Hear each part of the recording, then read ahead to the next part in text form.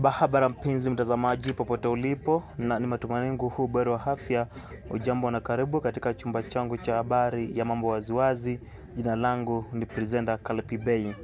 Na baadhi ya habari ambazo nimeweza kuandalia ni kama zifuatazo. Wakenya wote kuunganika kusherehekea siku ya mazingira, na vile vile nimekuandalia kauli mbiu ya siku. Karibu.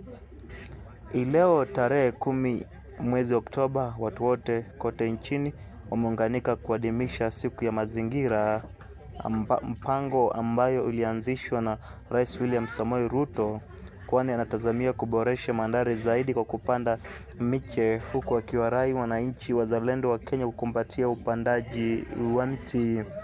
Nikimnukuu, kwa miaka miwili iliyopita tumepanda miti zaidi ya bilioni 1, mwisho wa nukuu.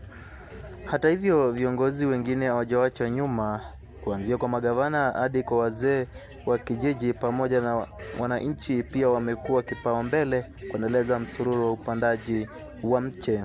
Endelea kutegea runinga yenye burudani na habari za kuaminika.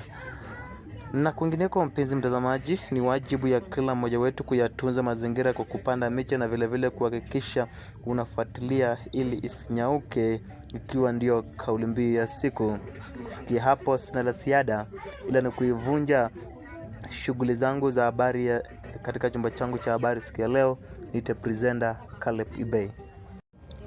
Barabara mpenzi mtazamaji popote ulipo, na ni matumaini yangu huu bado wa afya. Ujambo na karibu.